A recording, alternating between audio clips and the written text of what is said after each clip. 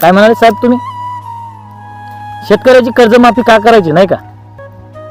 अहो, हे विचारण्यापूर्वी कदाचित तुम्ही शेतकऱ्या शेतामध्ये गेलेले असतं ना तर तुम्हाला कळलं असतं.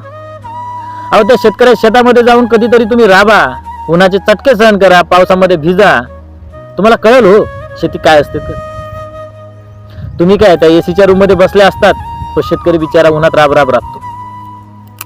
तुम्हाला काय मोठा गलगच्च पगार असतो, तो बिचारा उपाशी मरतो. अहो, तुम्हाला दरवर्षी वाढीव वेतन मिळतो हो, त्या शेतकऱ्याचं दरवर्षी पीक पाण्यात जातं. तुम्ही निवृत्त जरी झालात ना, तुमच्यासाठी निवृत्ती वेतन सरकारनं ठेवलंय. त्या शेतकऱ्याजवळ मरता क्षणी 1 रुपया नसतो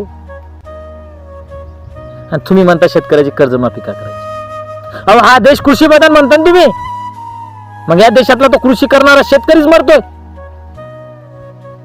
अहो, त्याच्या शेतामध्ये शेतासाठी पिकासाठी जे लागतं ना पाणी, पाऊस, तो पाऊस कधीच येत नाही आणि आला तर सगळं पीक वाहून नेतो.